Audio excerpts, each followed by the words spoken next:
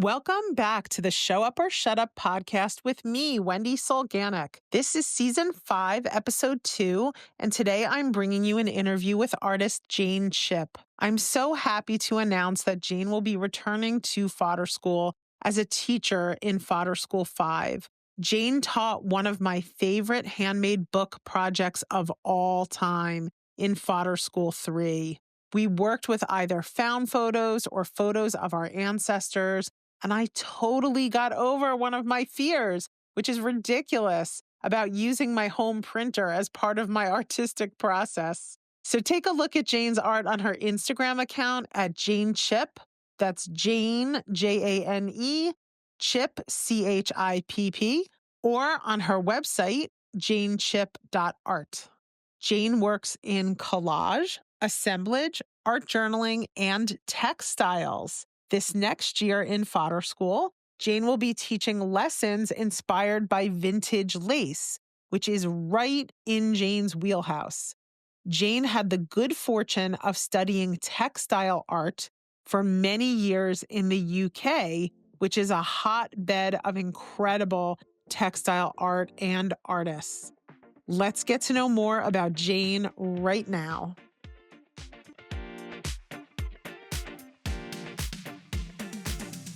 Welcome to Show Up or Shut Up, a podcast about prolific makers, specifically in the world of mixed media art. I'm your host, Wendy Solganic, also known as Willa Wanders on Instagram, and I'm here to explore the ups and sometimes the downs of being a mixed media artist. I've been a maker my entire life, and I've had 4 careers involving art. In each episode, we'll talk to artists about how they became prolific makers, why they make art, and the struggles they go through. We'll talk about being an online creative, social media, and how to navigate that world if that's what you're into. Whether you're a lover of mixed media art, watercolor painting, handmade books, art journaling, fiber art, assemblage, collage, or everything all at once, I hope you'll join me on this journey of mixed media making. If you like this podcast, hit the subscribe button and leave a review. You can find me, Wendy, at willawanders.com and on Instagram at willa.wanders and at fodder.school. Welcome to the podcast, Jane Chipp. It's lovely to have you here today. Hello, thank you for asking me. I'm really excited to be part of this. So for those of you guys who are listening and you are unfamiliar with Jane or don't know Jane, you can take a look at her work on Instagram and see what she's all about as you're listening to this conversation. So Jane, where can people find you on Instagram? So my Instagram name is Jane Chipp. It's JaneChipp. Okay, and Jane, you were a Fodder School 3 teacher and taught me so much. Like, I'll never, ever forget as long as I live the project that we did. And I had so much fear around using my printer with tissue paper, but I did it and I love it so much. And you enjoyed the experience of teaching in Fodder School, and you actually approached me and said, can I teach again? And I was like, abso-freaking-lutely, you can teach again. I loved having you teach. So, okay, we're just going to start right from the beginning. Jane, where were you born? And first of all, thank you for having me back on Fodder School. You're right. I absolutely love being part of it. And I loved seeing what you made and how personal it was to you. But I'm sure we'll come to that later on. Okay, I was born in Derby, which is pretty much right in the centre of England. So in the UK. Is Derby the city name? Yes, it is. Yes. What's the county? Isn't it like, is in the UK, isn't it big? Like people know things by the county?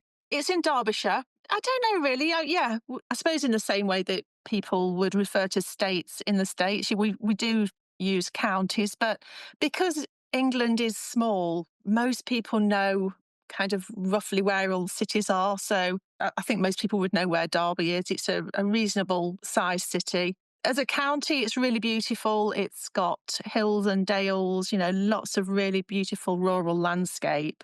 But yeah, so I was there for the first 30-ish years of my life. Wow. So tell me, how old were you when you discovered that you like to either craft or art?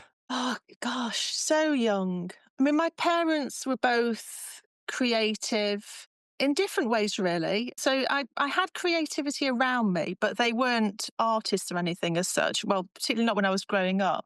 My mum used to do needlework, and at Christmas, she always made decorations for the Christmas tree from straw and things. She was a Baltic German, so sort of brought a lot of those sort of crafts into the house.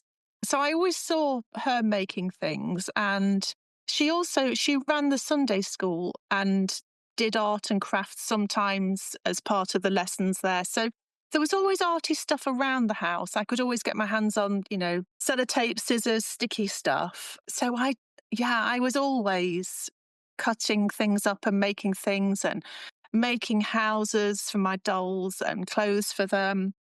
I remember we used to have a comic each week, me and my youngest brother that we'd share. And I remember I used to get a candle, light it, and drip wax onto the pictures on it and peel it off. So I'd have kind of like these wax coins and the image would stick to the wax. So it's only just occurred to me that I was actually doing image transfers way back using candle wax. And I don't know why on earth would I have had access to matches and candles when I was small, but I did.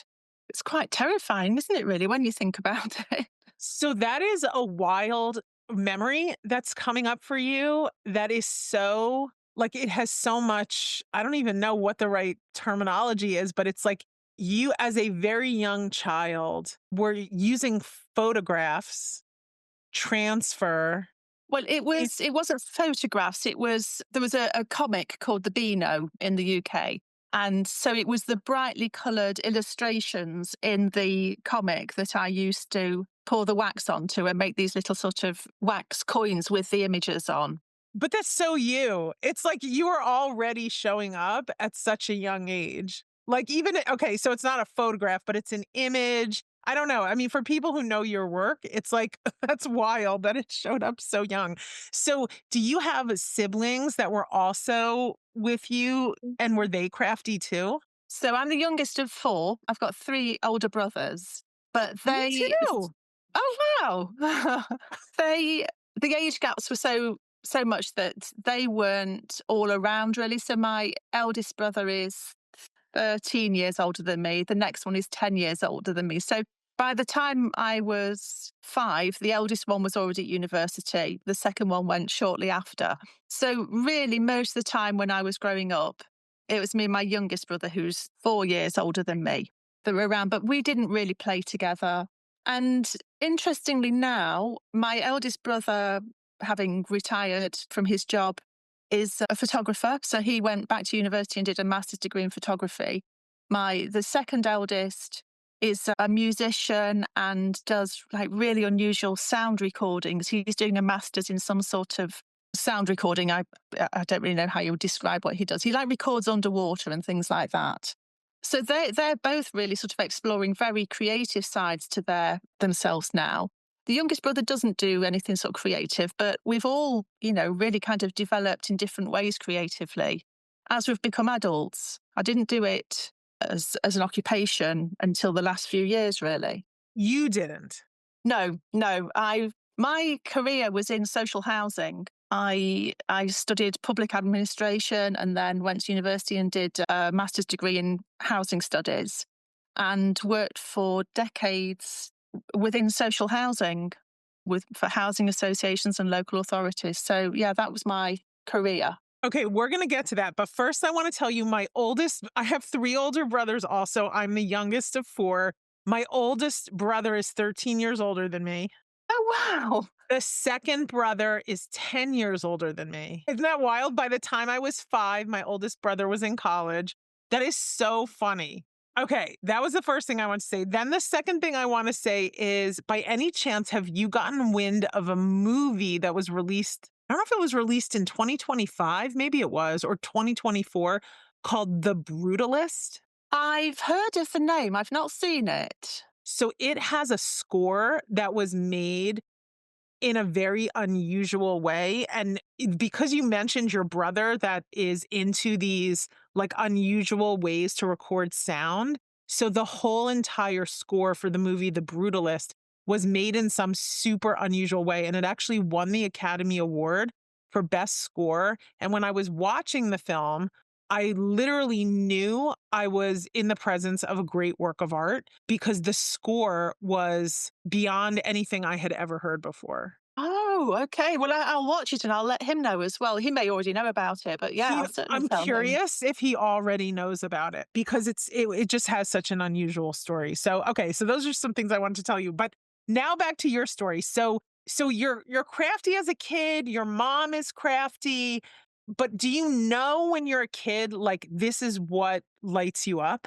I don't think I thought about it so consciously, but it's what I did all the time. I because my youngest brother was a fair bit older, I spent quite a lot of time on my own. And I've always been very happy to do that. I mean, lots of friends, but I was always also very happy to spend time on my own, just making things. So I don't think I thought about doing anything else really. You know, I was always either colouring in or cutting things out, making things. I remember we had a cylindrical biscuit tin and I turned it into a dog.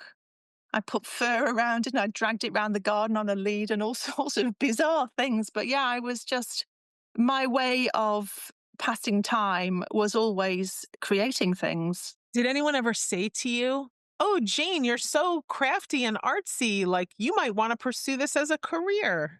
No, sadly not. No, I think it was kind of taken for granted really because as I said, my parents were creative. So my mum made everything really, you know, soft furnishings, clothes, everything that she could make, she did make. We didn't have a huge amount of money, so it was out of necessity that they were creative, really. And my dad could just build anything. He was a jeweler and he actually built all the machinery in his workshop for cutting stones and casting rings and what have you. So he built the machines and used them to make jewelry. And I used to sit next to him on his workbench when I was very small, just watching him make things. And now, sort of 50 years later, I think actually if I were placed in that workshop, I could probably create jewelry using the machines because I spent so much time just watching every stage that he did. And I was a really little girl and I just sat there silently just watching it. And I was completely absorbed in watching what he was doing with his hands. Did you ever think about going into that as a career? No, I didn't. And I've still never done any jewelry classes. It's not something that's ever sort of grabbed me. I think partly because I grew up with jewelry, I've never really been that bothered about it. It's not something, I don't look in jewelry shops. It doesn't particularly interest me.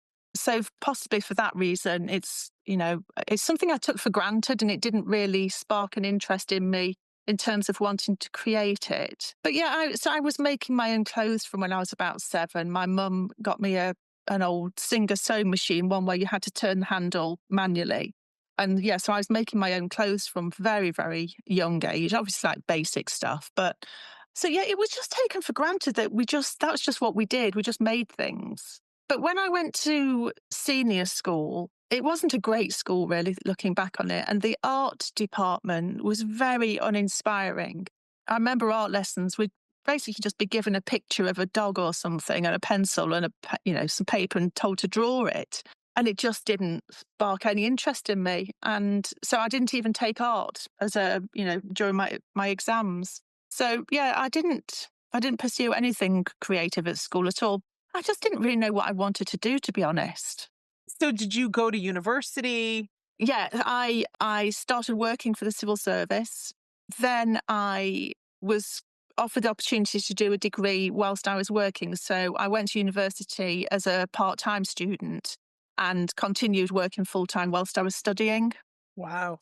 Mhm. And what did you study? Yo, you think you said what you studied. Yeah, so I did two things. I did public administration first and then housing studies, which I absolutely loved. And I loved my career in housing. I was always had a very strong sense of sort of social justice and people, making sure that people had the opportunities that they deserved. And housing was a really big part of that. So yeah, I loved my career in housing. I did all aspects, sort of, from developing housing with builders and allocating it to people, running the waiting lists, homelessness, kind of everything really, all aspects of it. So it was a really very diverse and very rewarding career that I had, but absolutely nothing to do with art. Was there a time when you felt drawn to creating things with your hand while you were like doing the 9 to 5 housing job? Were you crafting at all?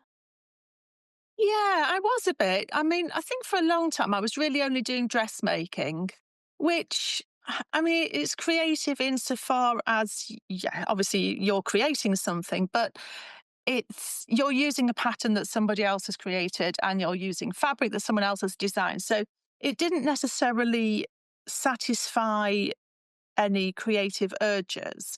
I would do bits of needlework, sort of embroidery and things, mainly because I wanted to create stuff, but I didn't know what. I didn't know what medium, and I would sketch a little bit, but I was just kind of floating around, not knowing how to scratch the itch that I had for quite a long time. So it's funny how you say that that isn't creative because for me, anything that I do with my hands, even things that are repetitive that people might otherwise think are boring, let's say cutting fabric using a pattern, using the sewing machine, to me, that does scratch my creative itch. And I don't know, people are different. We may not have the same creative itch, but when I hear you say that you were making your own clothes, even with a pattern, to me, you're getting all of the benefits of feeling like when you're working with your hands, there's you get these hormones that are released into your body that are healthy for you. So you get that benefit. You also get the benefit of I started a project and I completed a project and now I'm using that project. So for me, those things are very creative and wrapped up in my creativity. But it sounds like you have a different relationship with your creativity where maybe see that if creativity has to possibly involve creating something from new that's your own unique thing. Would you say that that feels true to you? Yeah, I think it does because yes, I totally agree. And I don't want it to sound like I'm belittling, dressmaking as a creative form because I'm not, and it brings lots of happiness to lots of people. What it didn't do for me was though it wasn't something that I'd envisaged in my mind and then created from my own thoughts, my own designs. So yeah, I think that's what I mean by that. Very interesting. So when did you finally have an itch that was so strong that you needed to bring to life things that were in your mind? I started, well, I suppose maybe about 15 years ago, I started doing quilting and initially would use patterns, but then started doing stuff myself. So I would use fabrics from charity shops or thrift stores, old fabrics, and just sort of create designs myself. So I think that was the start of it. I did that for a while. And Okay, can then I stop you right there? yeah, I have this burning desire to learn how to quilt. I've never learned, like, I've never taken a course. I've never learned it. Can you walk me through? Because what you just described, it's burning inside of me. I have so much fabric that I love. And I also want to block print my own fabrics and incorporate yeah. it to the stuff. So, can you just walk me through how somebody would learn how to quilt for my own edification? I mean, at its simplest, quilting is just 3 layers of fabric that you're stitching together. You'll have maybe sort of calico or something as a base, a layer of some sort of wadding. You can get like a really nice wadding that's made from bamboo. So beautiful, soft wadding, and then a top layer of fabric. And you're stitching through all three layers to create lines and patterns in it. So at its most simple, that's all that quilting is. The tricky bit is that the top layer is normally pieced in some sort of decorative way. I would say have a look on YouTube for some basic tutorials on piecing fabrics together for a, patchwork quilt, because that's all you need to do. In the first instance, you could just cut squares of the fabrics that you want to use, and you would stitch two together, then stitch another one on the end so that you get a long line of them. And then you would make another and you stitch those together. So just bit by bit, you build up, a sequence of patches. And it can be as easy as that. I'm sorry, I'm going to interrupt you. So you think just with YouTube, I would learn everything I ever wanted to know? Like, I kind of was thinking maybe there's, I don't know, maybe there's a community, like kind of like a fodder school community of quilters. Like maybe there's something I could tap into where it's Yeah, like, I think there step by probably step is. process. There's so many different designs for patchworks. There's things like log cabin, and there's just they all have different names. And there's a huge tradition of patchwork quilting in the States. And some of them are incredibly complex. They're taking thousands of tiny pieces and what have you. It depends where you want to go with it. There's loads of books, and there are definitely fodder school type things. I think Heather, who we both know, teaches quilting, and she would be a good person to advise you on it. But yeah, if you only want to know sort of basically where to sort of start, yeah, absolutely, there'll be stuff on YouTube. I've got books with all the different patterns that show me what shapes I need to cut out to make different quilt tops and things. But yeah, it's one of the things you can take it as far or as simple or as difficult as you want, really. So I guess the answer is like if you start really simple with a very simple design and you take it all the way through to a finished quilt, you will learn all of the steps Yeah, the involved only in not just creating the top piece, but also the actual quilting and the finishing. Like one of the things I have a question about is how do you finish the whole thing so it's actually like a usable quilt for a bed? You don't have to answer these questions. I'm just saying like there's a lot I need to learn. Okay, but anyway, just a diversion. So you were making your own clothes. You were actually making quilts out of interesting, did you say vintage fabrics?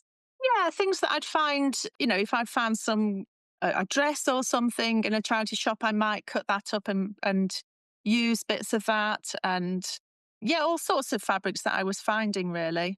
I like those better because of the recycling element of it, but also, they've got a history, and they're nicely softened. They've just got a nicer feel to them, really, a much sort of softer feel than fabrics that you might buy specifically for quilting. Yeah, I love this idea. So how many quilts did you make? Oh gosh. Oh, I don't know. I've probably got I think there's probably about 12 in the house, but I gave some away, made some as gifts. I think there's probably about 10 or 12 in the house that I kept because I made one for each of the children's bedrooms when they were little. We had some that used to go over the back of the sofa and that sort of thing. And I made cushions and what have you. I used to do a lot of Did tapestry as well. Really? Okay, so here's a question. Did did your style that you have now, like when someone looks at your Instagram page, it's very clear that you have a very distinctive style. Do you feel that your style was coming through even in your quilts? Like were they very neutral colored? No, it couldn't have been further from the truth. They were more like stained glass windows. They were jewel-like colours. Yeah, I think probably because I used to go to a sort of international quilt show in Birmingham, and there's a designer called Cuff Facet. I don't know if you've heard of him, who makes beautiful, really rich jewel-coloured fabrics. And I used to use a lot of his fabrics. So they couldn't have been more different to my style now. And I loved them, but after a while, I think that's probably why I started going more to sort of used and vintage fabrics, because I naturally do like the more faded out, worn out sort of textures and colours. So yeah, ultimately I did stop using those bright colours and move to a much more kind of neutral palette. So take me on this journey of how you go from quilting, and you said you were doing handmade tapestry. That's very labor intensive. Yeah, it is. Yeah, I mean, I suppose all the women in my family used to do that as well. So I'd see my mum doing it, and my grandmother used to do it. And actually, a lot of the things that were around at home were things that female ancestors had made, so tablecloths and things like that. So yeah, I think it was probably inevitable that I was going to do that, just because I've seen it so much. Sorry, what was the question again, Wendy? There's so many questions I have flooding in my mind. So you have this family history of like a deep like a deep ancestry of craftiness, and the women in your life and the men in your life being very like work with their hands type people. Yeah, that's right. So my mum's side of the family were Eastern European. So they my grandparents ended up being refugees twice. They had to leave a home once and they escaped to Lithuania. And then when that was occupied by the Soviets, they had to escape again with my mum and her brother in 1940, and they went into Germany as refugees. So twice they had to abandon their homes and just take what they could carry.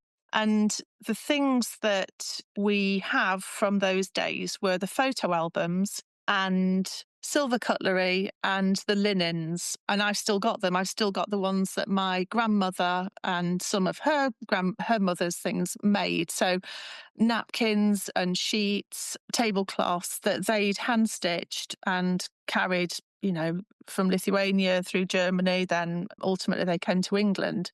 So they were all kind of, they were treasured. They were seen as the most valued things that they needed to take with them. And, sensibly, it was things that they needed so they could make a bed wherever they settled and, and eat and what have you. So, yeah, they were always around. There was always that sort of handicraft kind of stuff that was part of the house growing up. Do you still use like table linens and things like that that were created by your grandmother and great grandmother in Lithuania? Or do you keep them? Like, what do you do with them? So the napkins we use, and they're getting very, very threadbare, but I still use them. Tablecloths, no, partly because we've got a huge table and they don't fit. But tea towels we've used, the silver cutlery we tend to use for sort of dinner parties, don't use it every day. But there's a lot of very, really, really beautiful hand stitched tablecloth that I've never used. And they're in the airing cupboard, and I look at them from time to time and I think, what am I going to do with these? And I need to probably be brave and actually cut them up and make something with them, because otherwise, I don't think my daughter and son will really do anything with them after I'm gone. So it's one of those really difficult things, isn't it? Because they're meaningful to me because they were my grandmothers or great grandmothers. But the further down we go down the line, I think they become probably less symbolic to people, particularly if they're not stitchers themselves. At the moment, my children don't do anything like that. So I don't know how much they'll value them really. Yeah, I think that if you find something at an estate sale or a swap meet or whatever you call them, vintage sales, it's a lot easier to cut up something that isn't made by your grandmother or your great grandmother's own hands. If Yeah. I had something that was stitched by my grandmother's hands or great grandmother's hands, it would probably be pretty hard to cut it up and make a journal out of it. Yeah. So I've been thinking about this actually over time. The idea that as the generations get more and more, that if like I have this very strong connection to my own grandparents' stories and the stories of their parents because I knew my grandparents. Yes. But for my own kids, I just wonder, it makes me very sad because it's like I'm really connected with the immigration story, the refugee story of my grandparents.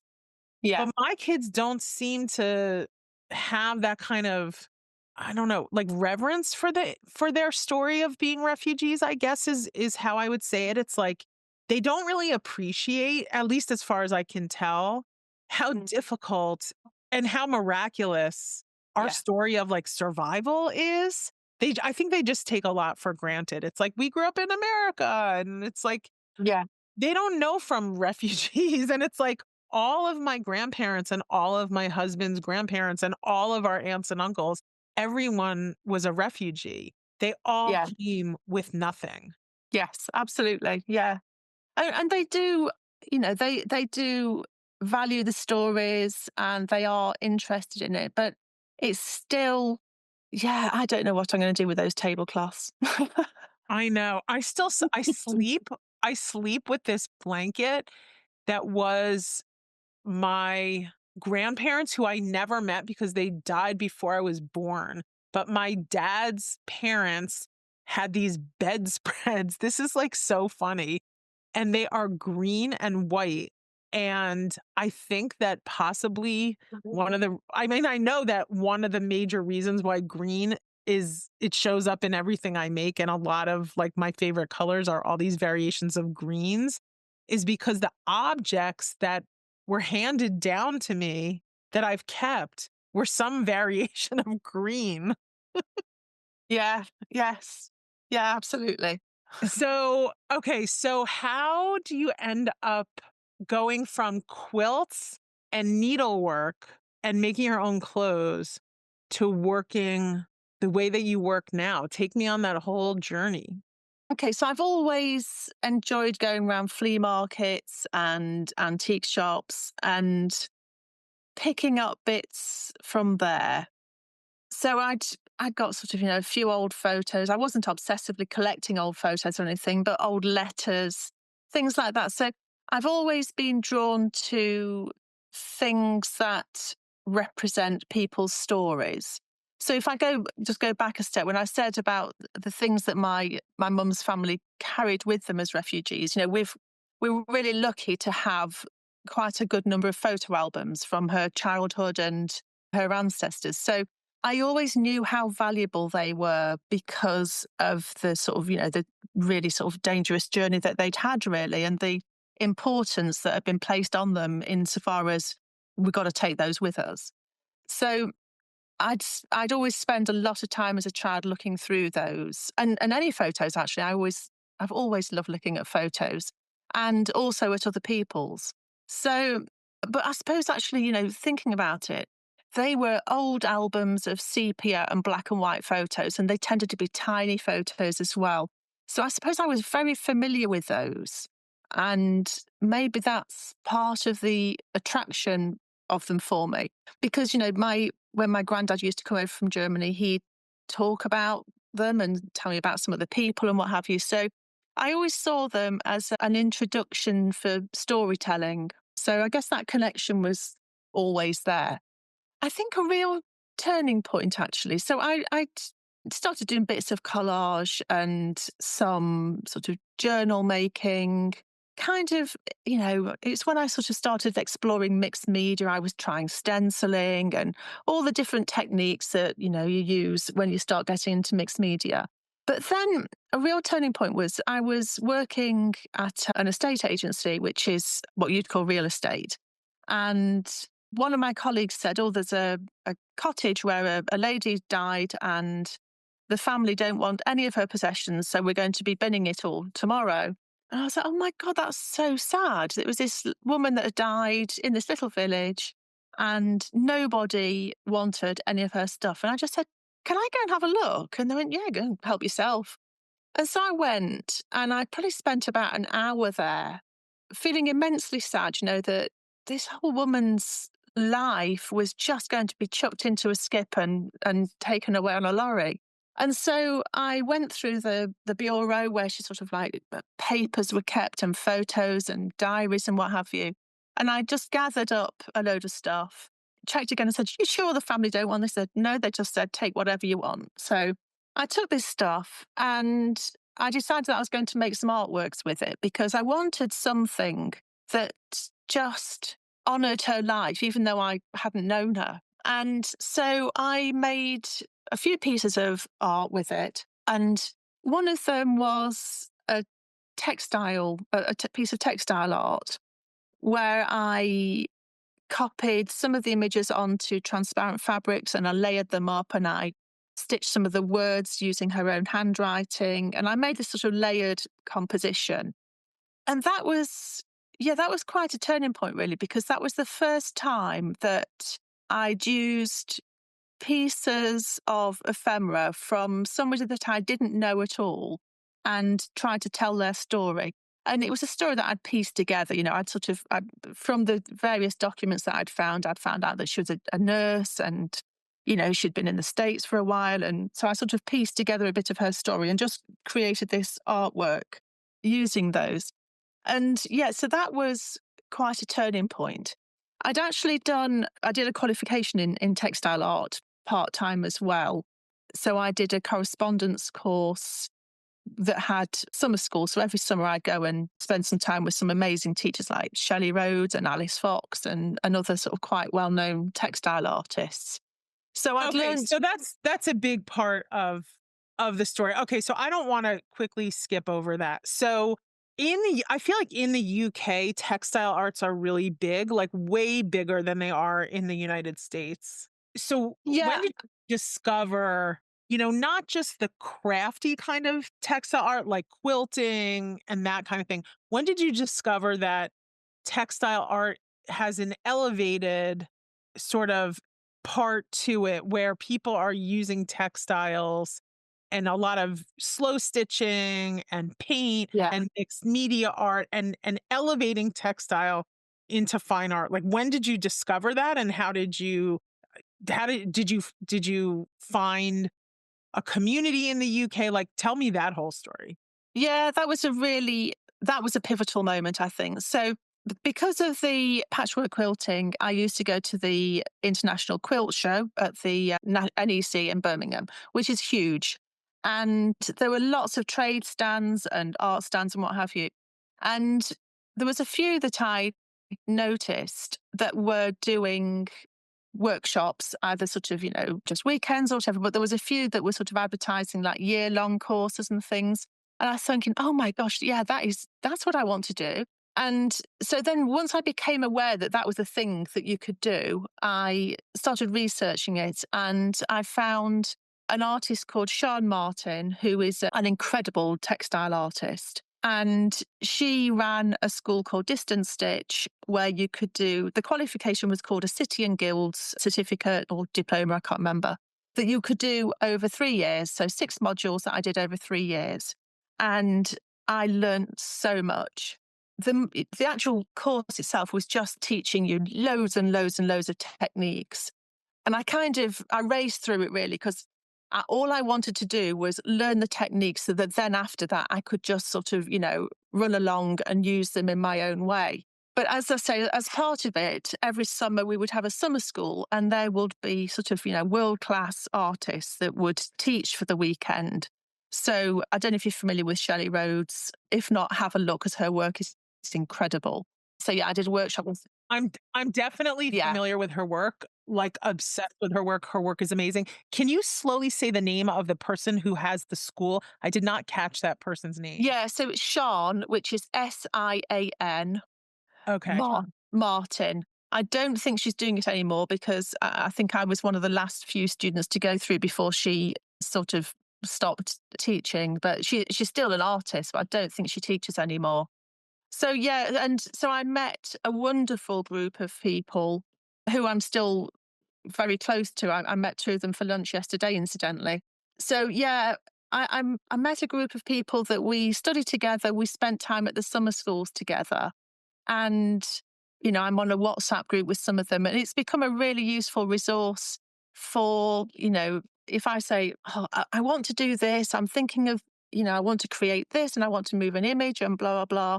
And they've all moved into sort of slightly different areas. For example, there's one who does incredible, intricate embroidery for robes for priests and vicars and what have you. So, so different to the way that my work's developed. And another who is a very good screen printer and various different sort of areas of expertise that they've moved into. But it's great to have this group that we can just sort of chat and say, oh, okay, well, have you thought about doing it like this? And it's particularly useful for finding out about products because there's so many amazing products that you can use in textile arts. And until somebody tells you about it, you just, you wouldn't know they existed. So having this network of friends that are working in sort of slightly different areas within textiles is really helpful for that. And they're incredibly generous with their knowledge. We all sort of share ideas and techniques and what have you. So yeah, that was really important to me. And having done all the textiles, which still, the techniques still appear in my work now, but it was actually when I was creating sketchbooks as some of the preparatory work for the textile arts that I really fell in love with sketchbooks and, collage and snipping bits and putting them into books and what have you. And I think by the end of the course, I was enjoying doing that as much as the actual textiles. So the sketchbooks themselves actually became something that I focused on quite heavily after that. It's all making a lot more sense to me now hearing your backstory about how you became the artist that we know today. Yes, yeah, I think so. It's yeah, that move from textiles to sort of working with sketchbooks and wanting to, I suppose, really, when you're creating a piece of art. So when I was, creating a piece of textile art, and I was using a sketchbook for all my explorations, so I'd be sticking samples in there and scribbling down notes about how I did something, what worked, what didn't work. You're basically kind of telling a story, really. So at the end, I would have this sketchbook that showed the different phases that I'd gone through in developing a piece of work and, yeah, snipping bits of fabric and sticking them in and what have you. So they became really quite beautiful, textural pieces of work in their own right. But they were kind of starting to tell a story, really, of, how I got from A to Z. So, yeah, that was definitely where the sort of the love of cutting and sticking into books came from, I think. What was driving you, like, before you signed yourself up for this 3-year course in textile art? What were you thinking? Were you just thinking, I'm drawn to working with these materials and I have no idea where this is gonna take me? Or were you thinking, I wanna do this and ultimately I have some goal, like I wanna sell my art or I wanna have a gallery show? Like, what was driving you, I guess? It was definitely not about wanting to sell art or have a show. That never occurred to me at all. It was completely that suddenly I'd seen a route to finding the techniques that would allow me to create my own designs and make my own art. So it was the bridge from making quilts using other people's patterns and other people's fabric designs to then, thinking, okay, after this, I'm going to know the techniques so I can do my own stuff. And it absolutely did that. It was, I mean, there were people that sort of took 10 years to do that 3 year, that 6 module course. I did it in the shortest term possible because I was racing through it because I was absolutely ravenous for learning new techniques. So yeah, that was very much the point. It was a real eureka moment. I remember sort of standing in this exhibition hall and then seeing what was on offer. And I was thinking, I didn't know this stuff existed. And like, oh my God, there's somebody that can teach me all of this. So it's like, it was just overwhelming and fantastic. So, were you working full time in the estate business, the housing business, as you were going through this 3-year course of study, or at this point had you retired out of that? No, no, I was working full time and I had twin children who were probably about 5 at the time. Whoa, you were highly motivated. Yeah, I was. But it was because I think it was a need really. I'd always sort of felt that I knew I was really creative, but I didn't feel like that I'd found the way to express it. And I just desperately needed to. It didn't feel like I was sort of complete until I knew how to sort of express it. I know that sounds really naff, but that is genuinely how it felt. And it wasn't hard work to me. So, I mean, of course it was because I was working full time and small children are, they take up a lot of time. But once they were in bed, I couldn't wait to then, crack on with whatever the stuff was that I was learning because that's what I wanted to do to relax and for pleasure. So yeah, I didn't find it difficult to do that.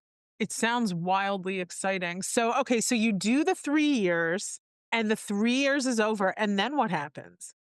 Then, I mean, I think I was just I all the way through the course, I was desperate to get it finished so that then I could use the techniques on my own, So you'd finish one module where you'd learn maybe sort of 10 techniques, but you didn't have time to explore them because you were then starting the next module. So by the end of it, I'd got, so many things that I was just desperate to try out. And so that's what I was doing really. I was sort of going back and picking back up some of the favorite things that I'd learned and really sort of exploring how to use those myself.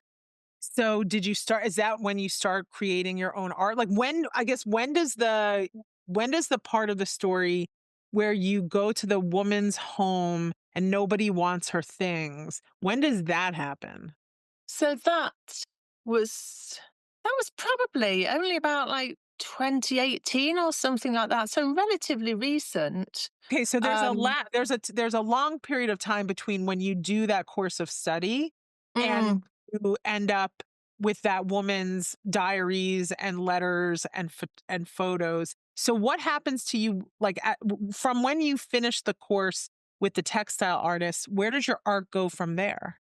So we did, there was a few of us that finished the course together that we did some work together. So we would meet once or twice a year and we would agree a theme for some work. So we had an exhibition, group exhibition, but mainly we sort of just did it for interest ourselves. So one example was we did an exhibition called Weathered and Worn, and we all made art in our own sort of styles using that theme.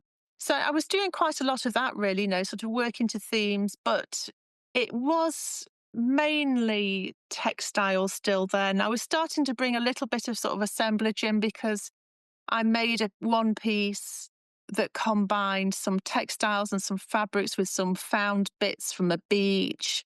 So I suppose progressively through that period, I was starting to introduce ephemera into my work and becoming probably more sort of assemblage rather than just pure textiles.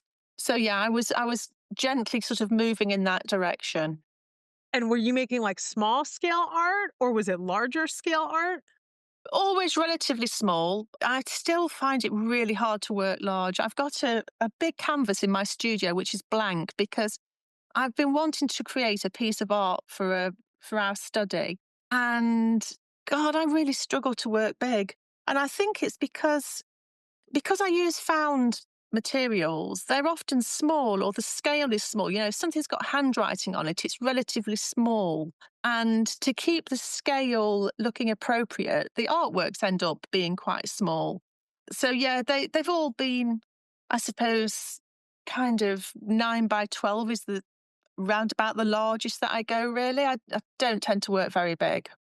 Yeah, no, I understand that. It's hard to work big. That's the reality. Unless you're using very large materials that fill up a lot of space. We are in Fodder School 5. We are going to have something for the first time where we are going to be working very large. And actually, Jane, I think you should do the project. I will. I mean, I've done if I do painting, I can work larger if I'm painting because you're not limited by the materials. But if it's photographs and stuff, it's hard to work large and to use an original photo and it not to be drowned out. If you're putting Okay, sort of so I don't want to give too much away cuz okay, it's someone else's project, but we're going to be working on a large scale. It's going to involve collage. It's going to involve photos, but they're going to be altered. So okay, they're going to be made a lot larger and it's going yeah. to involve paint and it's going to be epic and I don't want to give too much away because it's going to be a surprise, but Excellent. I can't there's wait. there's definitely like I know what you mean when you say like you have to have certain elements in order to be able to take the kinds of art that we make and work on a large scale. Yeah. And I'm really excited that we're going to have something on a pretty large scale. So it'll be like the first ever large scale project that we do in Fodder School. So I'm And I excited. shall keep my canvas ready for it. Keep your canvas ready. Keep your canvas ready. So, okay, so you're making art with this group, which is amazing. Like community is everything for artists. And it sounds like they keep you going and they keep you focused and inspired because you guys are doing these experiences together. Yeah, absolutely. I think we all recognized that when we were studying, we had each other, and we would meet up and we just didn't want to lose that. And so, yeah, and like I say, we still, have a group. We've not met for a while, but yeah, we're all still in touch with each other and still use each other's knowledge. And that community was really important. So how many years did that go on where you guys were basically making up assignments for yourselves and doing a prompt and everybody making work around that prompt? Did it last a little while or did it last a decade? And no, it wasn't a decade. I mean, gosh, I don't know how long ago that was when we started. I can't remember when I finished the course. I suppose we've probably known each other in maybe 10 years, something like that. Yeah, I guess it's something like that. Did you ever end up doing any gallery shows with this group? Because it sounds like it has all the makings of like a group show. Yeah, we did. We did a group exhibition. We had another one planned, but then COVID hit. So that one never actually happened. And then, to be honest, after that, we'd all kind of moved into other directions and were really busy. So we've not really had the time to do that sort of work together anymore because yeah, we're all very sort of fully occupied in what we're doing. So now it's more of a sort of a friendship, an online friendship group. So how does it go from that to what we know now? Like tell us that story. I think like lots of people, the lockdown in COVID was a really important time. I was I was furloughed from work, so I was, paid to stay at home basically, which is a bit of an artist's dream, isn't it? So I was in the studio every day and I decided to take part in the 100-day project. And I'd been having fun with altering photos. So I thought, right, okay, I'm going to alter a photo every day for 100 days and post it on Instagram. So I did that. And Okay, I have a question. Did yeah, you have an Instagram account prior to that 100-day project, or did you start your Instagram account because you had heard of the 100-day project? no, I had an Instagram account before, but I think I might have posted maybe 10 things. I barely used it. I was relatively new to Instagram at that time. So yeah, so then I took part in that and it was it was really difficult actually. The 100-day project is hard and trying to think of something different to do with a photo 100 times. God, it was really stretching. And at the end of it, I thought, wow, that's a lot, that's a huge body of work. And I've really kind of created so many different techniques and ideas that I want to share. And that was the sort of the starting point for the book that Jack Ravi and I wrote, because I didn't want all of that work to go nowhere, really. So Jack and I had noticed each other on Instagram. We've been doing sort of similar work. We just sort of found ourselves in each other's orbits, really. And we started chatting online and really liked the work that each other were doing. And so I had this idea to write a book sharing the techniques for using altered photos, but didn't want to do it on my own. And Did so just any got in touch. did anything exist like this at all? Like, did you guys sort of create a new movement? Or was there already people who had been working with vintage photos and mixed media? Because I mean, I definitely do not know the extent of what's out there in the world, but I don't see other people doing what you guys are doing. Yeah, I mean, people, people have always sort of altered photos, I think, but pretty much at the same time, there was Photo Trouvé came along. So there was Juliana and Twiggy who run Photo Trouvé, who I think Jack and I see them as sort of, almost colleagues, really. They're doing a similar thing. We're both very supportive to each other's work. So I became aware of other people that were doing it, but I didn't see anything out there that was giving tutorials or, sort of ideas on how to use photos. So it definitely seemed to me like people were responding very positively to the work that I was posting on Instagram. And I thought, I think people would like to know how to do this, so that was my thinking behind the book that, I've spent so much time working on ideas and I would like to, set out sort of step by step how some people can replicate some of that. So yeah, that was the thinking behind it. So yeah, I got in touch with Jack and said, "Look, I've got this idea. How do you fancy working on this with me?" And he said, "Yeah, I'd love to." So, and that was it really. And we wrote the book. We didn't actually meet each other for about 6 months. We just sort of we were on Zoom every day, working on the book from our various homes, and and created it within 6 months. I mean, we didn't sleep, it was it was it was hours and hours every day. It took a lot of work, but yeah, we got it done. Is your book self-published, or did you have a publisher that you approached and said, "We have an idea for a book"? No, we looked into that and spoke to various friends who had books published. And there was a few reasons why we didn't approach publishers. One of them was that the returns didn't appear to be great. But the other things were that we didn't want to limit the amount of artistic sort of management we would have it. We wanted it to look how we wanted it to look. We didn't want anybody else to be able to influence that because we had very firm ideas about how we wanted it to look. So yeah, we wanted to be in total control of that. And also timescales. People that we spoke to that had books published, it takes forever, sending sort of different iterations and then it goes through this sort of bureaucracy. And we wanted to, we just wanted to get it done and get it out there. Jack and I are very similar in the way that we work. If we have a time scale, we'll meet it. We are very regimented in the way we work. We'll deliver when we say we'll deliver. And that was really important to both of us. We needed to both feel that we were pulling the weight equally. And so we just thought, yeah, well, we can do it through Amazon, and we'll publicize it ourselves and see where it goes really. And we've never looked back on that. I mean, there's pros and cons of using Amazon, of course, but it's probably been the best way that we could have done it. I mean, what's the con? I had no idea that you guys had self-published. Your book looks like it was published by a professional, a professional publisher. I had no idea that it wasn't. So it sounds like it's great. It sounds like more people should be doing it. I won't underestimate how much work it is. So we created that whole book using Canva.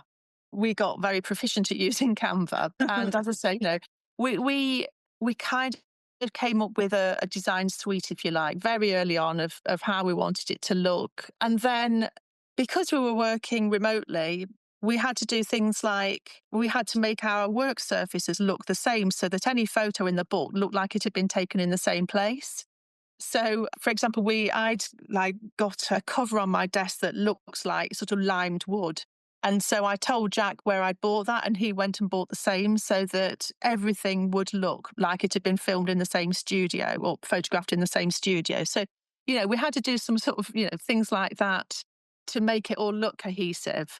And yeah, it was really, really hard work. It takes a lot of time, all the photographing and writing it all out. And then I think what really made the book particularly special was that we did an open call asking other artists who worked with found photos if they wanted to contribute a photo to the book, we would include a sort of a gallery in there. And that was lovely because it became a real celebration of artists working with found photos. I can't remember how many we had, maybe, I don't know, maybe 100. I can't really remember. but it's absolutely full of examples of other people's art. And we also got them to say a few words about why they like to work with old photos, what it means to them. So it was it's a really mixed book. It's both a book of tutorials, but also, a real celebration of the variety of artists that are working with found photos and the reasons behind that and what motivates them to do it. So it became quite a sort of a comprehensive resource, I think, for people who are interested in working with old photos. I'm so happy I know all of this now. Like, I really had no idea of the history of any of this. I have never heard until you mentioned it of Photo Trouvé magazine. And I'm looking at their Instagram account as I'm talking to you, and I'm discovering that there is just a much wider world of working with found photos than I knew. And it's really exciting and fun and Yeah, amazing, like for people who have interest in vintage photos and mixed media art. It's just a great resource. So yeah. tell me how you met Lori Canyer. So just a little bit of background on this. Jane had put together a Zoom a couple of months ago, just like a hangout, artist chit chat, make art, like low key communication, like, everybody around the world kind of thing. And one of the people that you invited up to speak was a woman named Lori Canyer, who's like a wonderful human being. So tell me about how you met her. Yeah, she is amazing. So I think Laurie contacted me. I think I became aware of the Kenya art collection. So Laurie and her husband have collected art for decades, and they became particularly interested in collage. And so they set up an art collection where they would collect collage. But they do a huge amount of things to support the collage community. So I know they've given grants to people. A friend of mine here in Plymouth does collage workshops in the evening, and the Kenya Foundation, I can't remember what it's called, gives a grant to make that possible. They do all sorts of work like that to spread the news about collage. But Laurie's background is, I hope I don't get this wrong, as a psychologist. And she's an incredibly knowledgeable and accomplished woman. She's written numerous books, and she's written a few called Collage Care.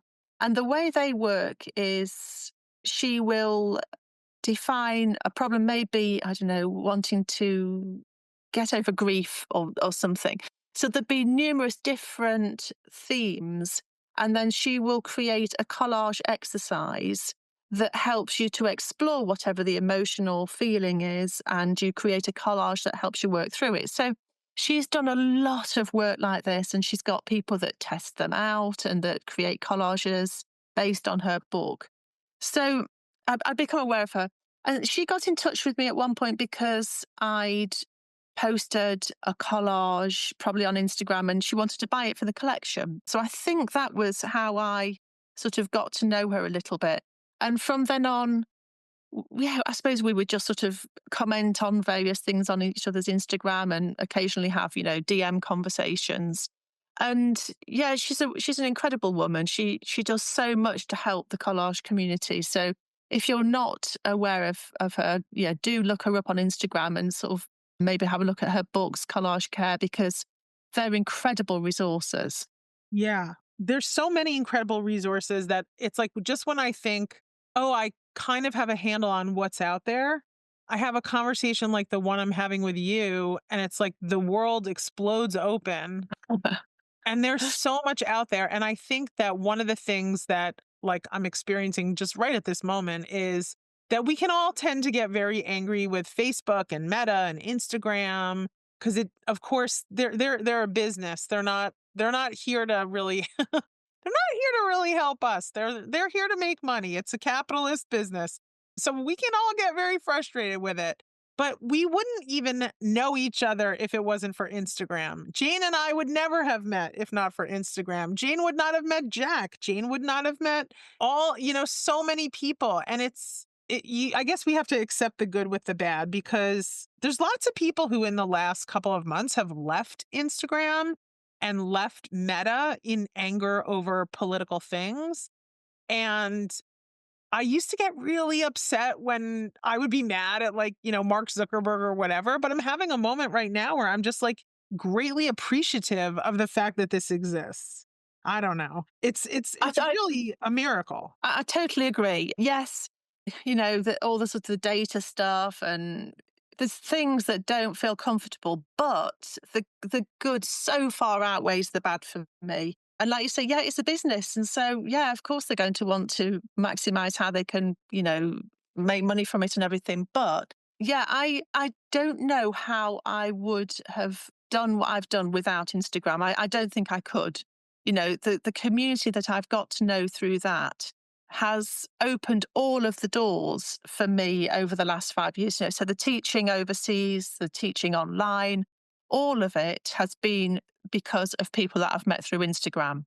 So, those are sort of very direct ways that it's influenced my career. But the other thing is just the inspiration. It's people sort of say, oh, people are on their phones all the time. And I think, well, actually, I do spend a fair amount of time, but it's almost because I'm in a gallery. I'm not scrolling rubbish and doom scrolling headlines or anything. I'm looking at pretty pictures and I'm like, becoming inspired by other artists. And yeah, that's on my phone rather than physically walking around galleries. I mean, I do walk around galleries, of course I do, but it just opens up the world to you and seeing what people all over the world are doing with similar materials. And, so thinking about the artists that contributed to the book, they came from all over the world and yet they're doing the same sort of thing with different influencers. And you just, there isn't another way of getting access to that, really, is there? I can't think of one. There isn't. It's crazy when you think about it. Like the level of connectivity that we have, the level of inspiration that we have. I wouldn't be doing one millionth of what I'm doing right now that I find to be incredibly fulfilling and exciting if it wasn't for Instagram. Yeah, the same here. Totally agree. Yeah. So, I mean, I guess when I'm because I use Meta advertising and it is not inexpensive. It's actually very, very expensive to advertise on Meta, but I should look at it like it's in comparison to what I've gotten out of Instagram and Facebook, it's small. Even though Yeah. if you just look at it by sheer numbers, it's like, whoa. But that's the Yes. only way at this point that I can really keep promoting Fodder School because so much has changed with the way that, when we post on Instagram, the number of people that are seeing it is a lot different than it used to be. And in order to get your work seen, sometimes you actually have to pay them or to promote the things that you're doing. It's not as easy as it once was. They've pulled back on a lot of the just what they're giving to us and they're expecting more of what we're giving to them. But I could look at it like, well, it's in balance now because it used to be that it was free and I was thinking this is crazy, You've created this Yeah. platform and it's free marketing for everybody and they're not even asking anybody to like pay for it. I was definitely like pinching myself. Yeah, I think I joined sort of probably past its heyday when I joined. So I've only really been using it sort of for like 5, 6 years or something. So I think it was starting to change at that point anyway. But yeah, it's just an incredible shop window, isn't it? It's an incredible shop window. So, okay, so you write the book with Jack, and then what happens? Then I think really that well, I carried on, sort of doing my collage and assemblages and working with found materials. But that certainly opened doors for both of us because even though, the book was self published, I think people realized, well, she's serious about this. She's created this. She's able to articulate how to do stuff. So I think it became almost a sort of a reference to say, yeah, I can teach. Look, I've written a book. I can demonstrate how to make things. So it certainly opened doors in terms of teaching. And yeah, I suppose once you start doing that, then somebody else thinks, oh, they teach, well, I'll invite them. So that was a bit of a sort of, a rolling stone, really, that once you start teaching, other people ask you, and it just sort of grows from there, really. Do you like the teaching, or like what would you rather be doing? Would you rather be doing a lot of making, or do you actually really enjoy the teaching? Because the teaching is very labor intensive. I'm sure people recognize that, but like creating online video course content is a lot of labor. It's incredibly labor intensive. My preference would be I would love to be able to teach one-to-one work, sorry, in-person workshops all over the place, but that's not feasible. It's just not. I do as many as I can, but so the online teaching is a necessity, really, because yeah, because I do love teaching. I would love to have somebody that would do all the filming and editing for me, so I could literally just make the stuff and then somebody would go off and, put it all into Teachable for me and do all of that stuff, because that is just tedious and it does take forever, doesn't it? The editing is so Yeah, labor intensive. yeah, just all of that. And then, yeah, everything that goes around that just takes a long time. But once it's done, I think I've got five online workshops on my platform. And once they're done, aren't they? And they sit there, and it's so rewarding when people buy it and then they get in touch and say, I've just done your Enfolded Memories course and I loved it. And this is what I've made. And that's so nice. It's so rewarding. And quite often when I teach in person, people will say, oh, I did your, this or that online course. And because a lot of my things are about using old photos, people will often want to show me because they've used their family photos and they'll tell me stories. And it's really quite a privilege that the stuff that I teach enables people to explore their own stories and use family photos and family documents and what have you to record their stories where they kind of didn't really know how to do it before. So, that's really rewarding. But sort of going back to your question, what would I really like to be doing? I mean, I'd love to be able to spend more time in the studio just making stuff, because it feels like it's only about 20% of my time that I actually do that. And actually, that might be generous, maybe more like 15, It comes Yeah, in I peaks think and it's troughs. generous. Yeah, I think it probably is, because my sort of to-do list is huge, and it's nearly always about future courses that I'm teaching, what I need to do, what promotional stuff I need to create, and it's all of that sort of stuff that takes time, and that's not creative. At the moment, I'm having a lovely time because we're recording this in March, and in April we do our next Artful Memories challenge. So this is where Jack and I produce 30 prompts, one for each day of April, inviting people to make an artwork using an altered photograph to meet each prompt. And he and I try to make at least half of them each. So before the 1st of April, I'm trying to make 15 artworks ready for the Artful Memories Challenge. So I've actually had loads of time in the studio over the last week or so working on those, which is really rare but lovely. So, yeah, I'm sort of sitting here creating things with altered photos, and it's been a while since I've done that. So, yeah, it feels good.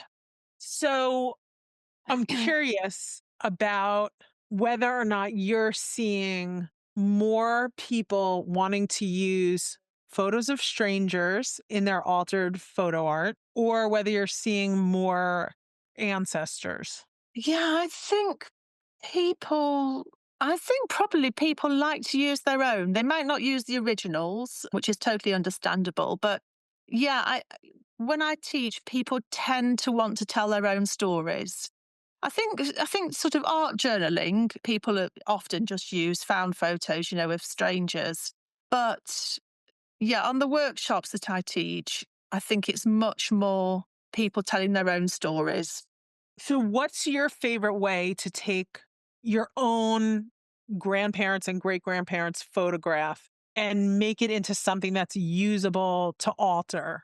Like, do you have a favorite scanner? Do you have a favorite printer? Do you have a favorite paper to print on? I mean, I do a lot of tissue prints.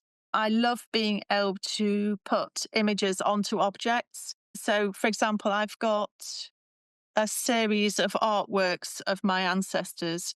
and they are all done as tissue prints and they're put onto different sort of objects. So quite a few of them are really smooth pieces of pottery that I found on the beach. One is on a piece of wood. So yeah, I've got a series of artworks where I've done that using photos of ancestors. So yeah, I think I quite often like to do that. And then I've got various sort of art journals where I've got images of various different ancestors. There's one that I did, a workshop that I teach where we create a scroll. So it's silk and lightweight fabrics, so tissue papers and different lightweight fabrics. And then kind of use different image transfer techniques to put pictures of your ancestors onto it, and they're sort of all connected and stitched through and what have you. So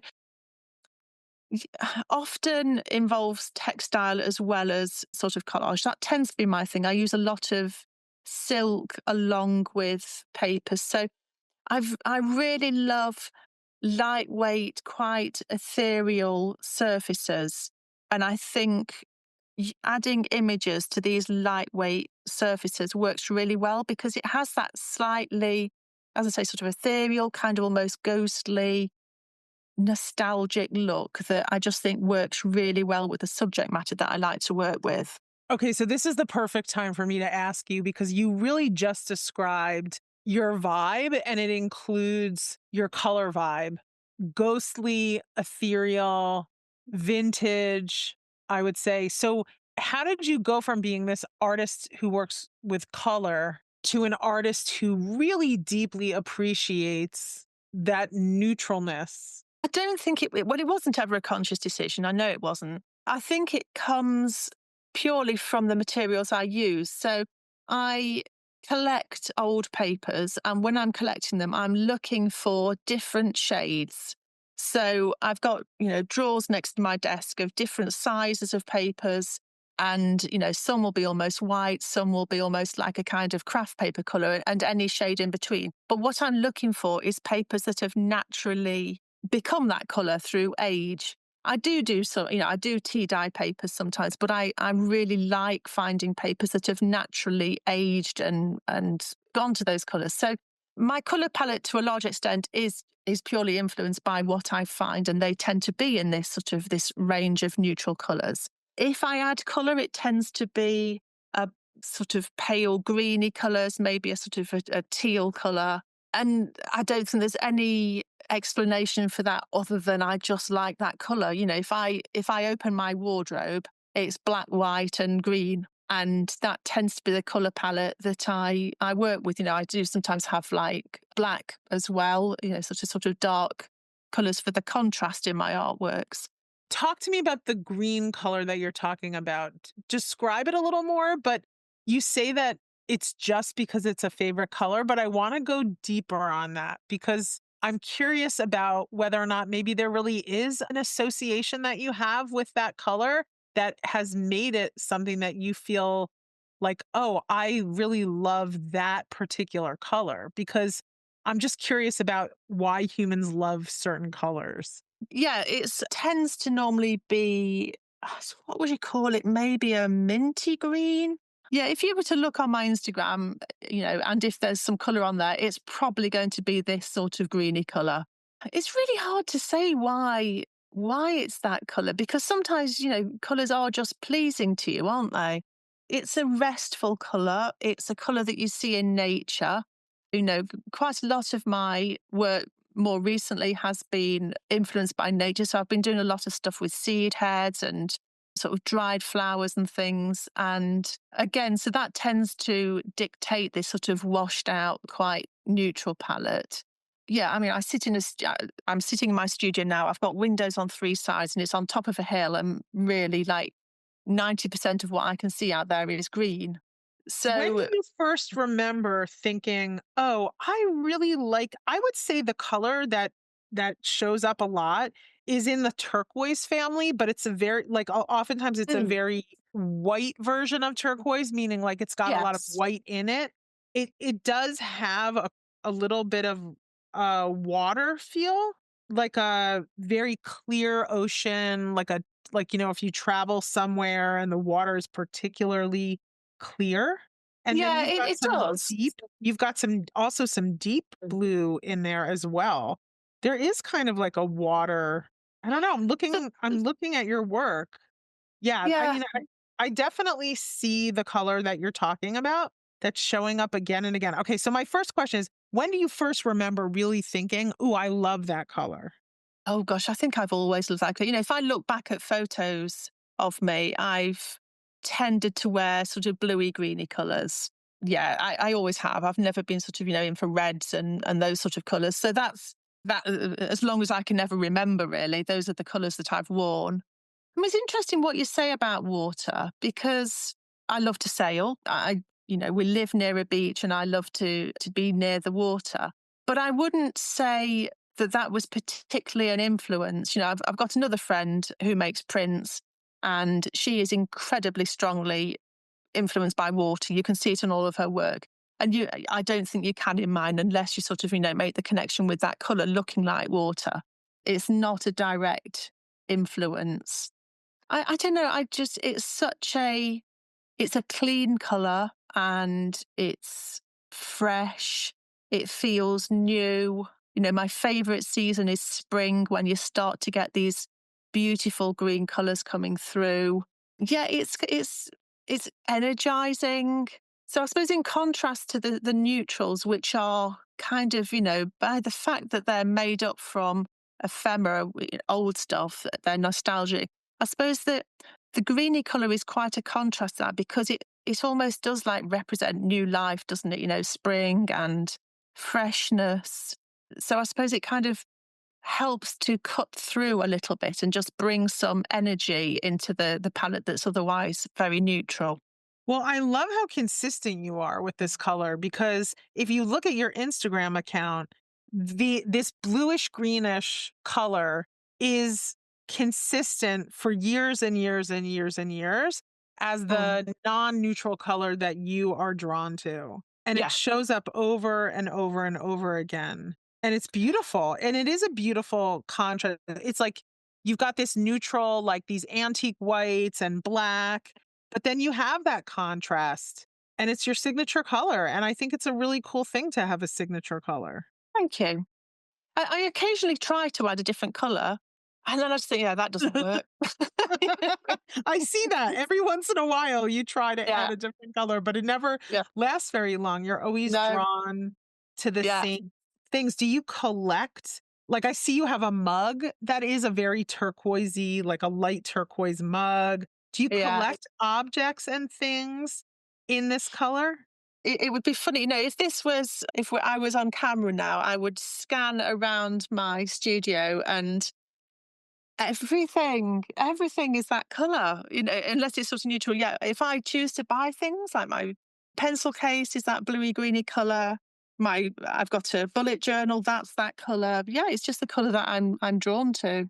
And yeah, in terms of sort of art supplies and things, fabrics and old bits of paper. Yeah, I try to find that color because I know that I want to use that. So, for example, if I'm looking for old books, I quite often use the fabric from old hardback books in my collages. And so if I can find books in that color, I'll rip the fabric off, and I've got a stash of that sort of color that I can then use in collages. So those colors, the blue greens, the light blue greens, they do show up a lot in old books. Yeah, they do. Not as much as red. Red seems to be the most common one. But yes, you can find books in that color. And also, they fade really nicely. So the back cover may be different color to the spine. So even just on one book, when I sort of take it to pieces, I'm getting all sorts of different shades of the same color, which are really lovely for collaging because they started out the same color, but they faded through time to different degrees. So you kind of get a really nice range from one book that you can use in a collage. It's funny because the color that you really love is a color that I used to really not like, but I have grown to love so much that it falls into my favorite colors, which is weird Mm. about color, like how you could dislike a color so much and then have a Yeah, complete change of heart. yeah. I mean, along that lines, I can pretty safely say I will never use purple. I detest purple. And I used to love purple, and now I do not. If I mistakenly end up using something that looks like purple, I'm like, "Oh, that was a mistake." Yeah, yeah, Sometimes just I can't mix bear it. things. I don't know what happened to purple. I mean, I used to love red purple for a while, for like 5 or 6 years. Red purple was like my thing. Like I would buy Mm. clothes in that color. I had a trench coat that was red purple. Like I was very into red purple for a hot second there. Yeah, it's straight. No, I just can't bear it. So funny. So okay, so that I feel like I know you so much more now. Oh, thank you. I've really enjoyed this. It's been lovely actually, just sort of being you've asked amazing questions, so thank you for that. And it's been really interesting for me because I don't think we really take much time to start to actually analyze how we've got from one place to another. So I've really enjoyed it. Thank you. Yeah, I really like doing that with people. It's funny. Yeah. I really like understanding their whole journey and then understanding like why they are the artists that they are now, because it's always a story of someone's whole entire journey. And Yes. your work is, I mean, your work is amazing. And I don't even think I totally appreciated how deep your knowledge is until we had this conversation. But now that I know, I understand your work so much more. Like, you have a lot going on in your work. It's very, very, very layered, and there's a lot of technique involved. And I think that sometimes people could maybe look at someone's work and not even have the beginnings of a way to appreciate how much technique is involved. And now that I've talked to you, like the amount of learning that you've done, the amount of experimentation, the like tenacity that you have to go about your art and take it to the level that you've taken it. I really, really appreciate your art. It's magical. Thank you. I think it's, you're absolutely right that it's interesting that on Instagram, sometimes, I'll post a piece of work and people would comment, and I'm always, always grateful for the comments. And 99% of them will say, oh, really like this, what have you. And then sometimes you'll get one that doesn't say they like it or anything, but just say, how did you make that? And and I will pointedly, I answer every comment on Instagram apart from those because I think you could have started off by saying, I really like this. Would you mind sharing with me? Ask politely.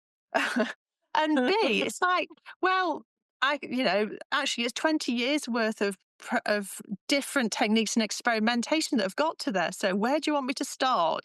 It's like, yeah, it's almost like people sort of think they've got a right that because you've posted it on there that you have to share your techniques. I think, no, I've like, this is years and years of work that have got to this stage and experimentation and dedication. So I am happy to share techniques, but at least say something nice about it first, not just demand from me. you know? Well, it's not really possible in a comment, like in a response No, to an Instagram comment, for no, you to explain, like, it's you could say to them, "Well, I've got a whole course. It's yeah, 18 hours of videos. If you'd like to exactly. learn the technique, like, you're gonna have to invest a lot of your time Yeah, in learning the exactly. technique." But I know exactly what you mean by Yeah, people asking questions. It's something that I have to manage my own emotion around, because when you get asked complex questions as if you're going to take like 45 minutes of your time to answer a question on Instagram that most likely people won't even realize you answered. yeah, I know, exactly. Yeah. If people want to reach out and sort of, find out about stuff, I will always answer. But yeah, that's just odd, isn't it? Where it's just like, how did you do that? Oh, I mean, it's constant. It's constant. Yeah, Like, even I think that people on some level think that things are simpler than they are. Like, yeah, it's complicated, but it's yeah, just, that's, I'd say, one of the small downsides about social media is people ask questions thinking they have a right to your time. They have a right to the answer. So a lot of times I just don't answer. I just don't answer. And it's a minute percentage, and probably an unfortunate thing for me to finish on because, like I say, Instagram and the community is amazing and incredibly supportive, and I'm eternally grateful for it. Yeah, I wouldn't worry about it. I think this has been talked about many, many times on many, many podcasts. Yeah, It's a common theme amongst artists. Just the whole, how do you interact? What's expected of us? How do we Mm. manage it? There's nothing wrong with being open about, okay, how do you manage that? Because it's Yeah, complicated. yes, yeah, absolutely. Yeah. Yeah. All right. Well, it was wonderful getting to know you better. And okay, before we go, how about giving us a little bit of a sneak peek into the themes of your Fodder School 5 lessons? Because it's textile related, it's pattern related, it's something very different than I've ever seen before and very exciting. So, can you tell us a little bit about it? Yeah, I can't wait actually. Yeah, it's lovely. So it's influenced by the lace industry. So where I grew up in Derby, we were next to a city called Nottingham, and Nottingham was famous for lace making. And a year or two ago, I came across the hand sketched designs that were used in the lace industry. So I've got this stash of beautiful drawings on a kind of like a tracing paper, sort of vellum sort of thing, that were then used in the lace industry to make lace. So I've created lessons for Fodder School 5 using those designs as the starting point, and we will be doing various different techniques and using papers and fabric and lace and creating a body of artworks that are influenced by them and by the lace industry. So, in a very short synopsis, that's what I'm going to be producing for Fodder School 5. Well, I have a passion for learning and I love learning about things that I know nothing about. And I'm very excited to learn about the history of lace and to explore it with everyone because there is just so much. In the little that I've talked to you about your project, it's opened up like portals in my mind about things that exist that I know nothing about. And I always find that really exciting. Yeah, yeah. It's sort of be something a bit different. So I'm looking forward to it. Thank you so much. Thank you so much for asking and it was an easy yes and I look forward to all of the fun things that hopefully we're going to do together as the years go on. Yeah, definitely. Thank you, Wendy. It's an absolute joy to work with you. All right, thanks for coming on. All right. Thanks then. Bye. Bye, Jean. Bye. Thanks for listening to this episode of the Show Up or Shut Up podcast. If you've enjoyed this episode, please subscribe to this podcast and leave a rating and review. And once again, you can find me, Wendy, and free gifts for newsletter subscribers, online classes with me and many other incredible instructors, my blog, and everything else at willawanders.com and on Instagram at willa.wanders. Talk to you soon. Until then, stay curious and keep making.